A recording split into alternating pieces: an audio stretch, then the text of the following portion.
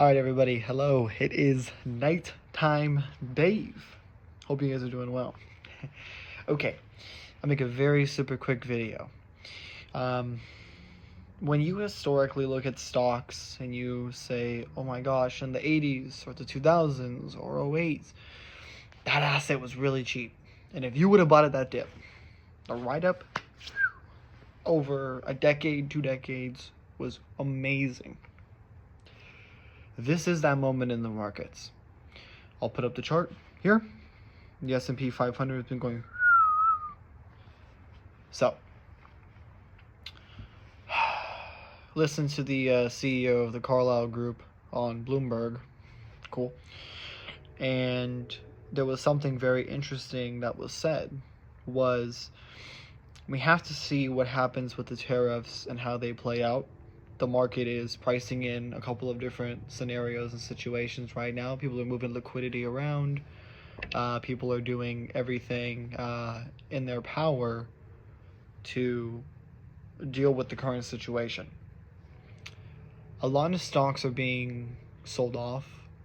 I have my own calculations that I'm doing. Remember, I look to see if a company has enough cash flow, cash on hand, not credit, not future loans, not selling off assets, not being a acquisition target, but having enough assets in order to fend off for itself and to make it, whether it's today or a lot of the times I'll see 2027 to 2029 maturity dates on bonds. It is so important for a company to be well structured, each company to be in separate industries, and for them to be ran at a good enough point where they can sustain themselves through the nonsense. It's 4 years. If we get J.D. Vance a Republican, 8 to 12, but 4 for now. And you have to be able to have a company that can continue to generate a great amount of profit, that can be continuously focused on protecting the shareholders, and one in which, frankly, I don't give a damn about the dividends. I just care that you have the barrier to survive. And those are the stocks that I'm looking at. I've reviewed, oh my gosh, I think today I was running around looking at 10 to 15 different stocks. And as I'm looking at all these assets, I'm over here saying nothing has changed.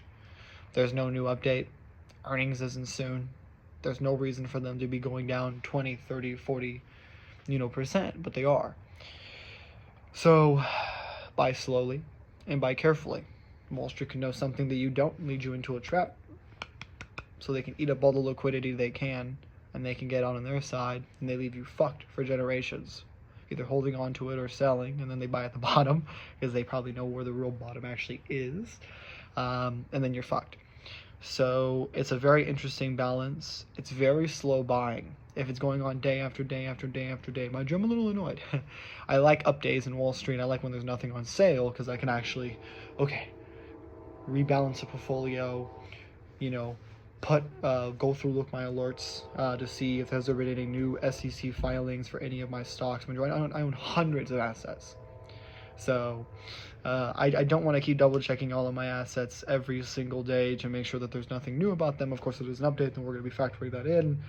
I know all the dates and everything I've already looked at, so I can just plug in the new variable and say, has this changed anything? If they say, no, it hasn't, everything's still good to go, or, yes, there's been a big change, okay, then I can alter, either sell, right? Because sometimes you have to admit when you're wrong. I get a lot right, but I get a lot more wrong. And that's kind of like the goal of Wall Street, is you don't really know where it's going to be. It's really just right place, right time, having the right liquidity. So for all of my young investors out there that are really interested, this is your time. And if you just let it go by because you're not interested, don't be surprised, when the next market turnaround comes. Mind you, we could have another down 1%, 2%, 3%, 4%, 5% tomorrow. Every single day that it goes down, it's hard. It's really hard for what I'm about to recommend, because for a lot of people it's not as easy as this. I am very disconnected from my money. When I put money into Wall Street, I kind of act like I'm in Vegas in a way. Not that there's a gambling tendency, obviously. Doing stocks is gambling. I understand what I'm getting into. I understand the risk. It's a very slow drip of the assets into the system, slowly buying. if you don't have a lot of money, fractional shares are your best friend, because you can, buy and sell fractional shares, and you could be, still gaining small dollar amounts of liquidity unilaterally across the board, but you're not, buying lots, and you're not going crazy. Some of these big Wall Street guys, they have to put down a lot of money, so they have to really double down to make sure they're completely sure about what they're doing, or they're gonna get fucked. I can afford to make errors, not only as a young person, but on the fact that this is my money. I'm not stressed. I'm not selling because by the year end I have to make a certain percentage. So I'm very excited. I'm personally very excited.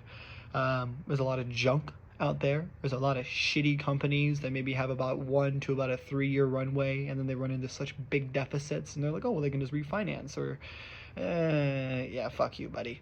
I'm not willing to take that risk, because by the time you get to that point, you don't know what the credit markets are going to look like. You don't know if there's going to be an appetite in order to take, very more risky tranches up. We don't know what the situation is going to look like. It can be all, beautiful pina coladas, and let's just say between 2% or less on the interest rate, maybe even 0% interest rate if Trump gets what he wants, right? I mean, who knows what this guy actually, wants. But in all actuality, though, I think that there's so much risk. There's so much shit in the system. Ooh, we need a good flush. We need a lot of people to get burned. There's a lot of new IPOs. These companies, billions of dollars they're borrowing. They put into these credit lines. They, buy these different acquisitions, or they have so much burn. There's even some of them where they can barely last almost a year with a runway, and then they're going to be running out. So the plane's, fucking trembling as it's coming down the runway, and it fucking slams right into the runway, right? Sometimes maybe you might be able to get one that can barely skirt, survive. The cockpit is maintained. The cockpit is the actual company before it's go bankrupt or any of that shit. Like the actual cockpit, it remains solid. Yeah, man, I think I'm good. It's not that I'm willing to go risk on. It's just that if you tell me you have less than a year or two of liquidity, I'm good. Because right now, let's just say you're $18 a share and you got about a year worth of runway, but you're a brand new company that just listed a few months ago, or today even. You have a lockup period. People might dump. CEO, CFO, all the other people that do get stock options, they may choose to dump after a while. There might get a point where you might rebound, but I absolutely would not be willing to, chase that down, because you don't know how low it's going to go. And I really do like sound, well put together companies, and a lot of those companies aren't going to get the respect or the love that they deserve. But it doesn't mean that you can't add them into a well-diversified portfolio and kind of just take your time. It's not that I don't like speculative. I mean, I looked at MGM. Excuse me. Scratch the MGM. It was Madison Square Garden. My apologies, everyone. I'm good. Stephen Cohen can be willing to do it, because that's a big player. If I had a lot of money in terms of getting on there, getting in the board, gaining my power of influence, maybe I would take on more of those trades, but nobody cares about someone whose amount is probably how much they spend per day or per week on some bullshit, right? So, with that being said, though, take your time and be careful, but this is the opportunity. This is where legends are made. People that are willing to not give a shit what their portfolio looks like, and that can get in there and buy and watch themselves very carefully. Because when the market rebounds, that's what's really going to matter, is the quality of the portfolio and the bids that come in after everything has been bid down. Because you can catch up, say your average stock drops 30 to 35%, you can pick up maybe 15 to 17.5% once the rebound commences, especially on the S&P 500. Especially when that shit catches a bid, it goes flying. So yeah, it's really just about staying strong. Of course, double check everything. Go through it. I always like to be careful, whether it's 10%, 15%, 20, 25, 30, 35, 40 in that order. I like to pick a gap of probably about 10 to about 12.5%. And if I see that you're following continuously over a period of time, I'm going to be retaking a look, redoing all my homework again. If all my homework's already updated, I'll make sure that there's no new filing, and if everything seems to be the same, again, we'll be buying micro shares, slowly dipping the toe into the water, but only our single toe, right? Right now I say probably I have a pretty good percentage of the portfolio in stocks already, and then the remainder, I'm very happy with the amount of liquidity, right? Because I want to stay ready to pounce on those cheap financial assets. Also, I think it was pointed out, the podcast, I'll put the podcast that I'm trying to remember right here. Great fucking podcast. Great shit every single week. There's no rush.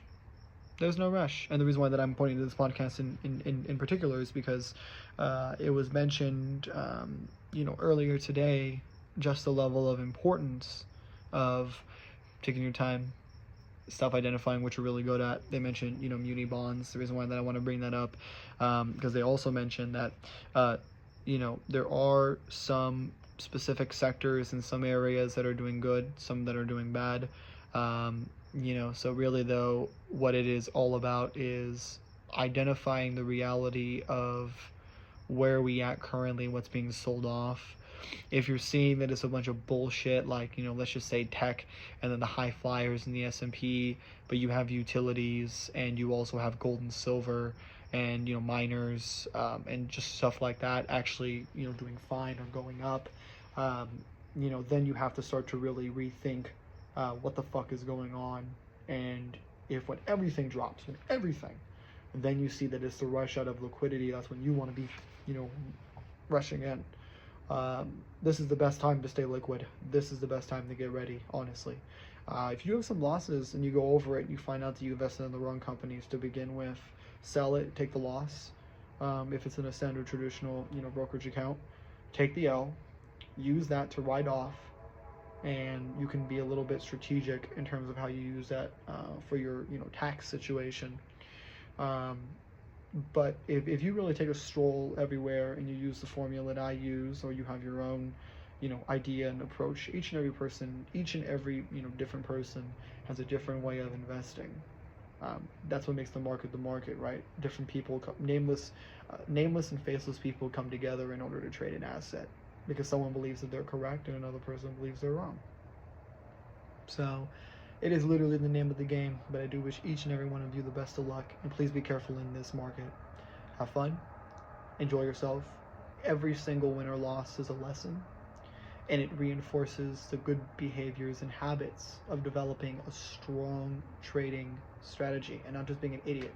Because if you're going to be a fucking idiot the whole time, well, then you deserve to lose every single penny that you put into the Vegas machine. And I hope you have a great time. All right, everybody, I'm out of here.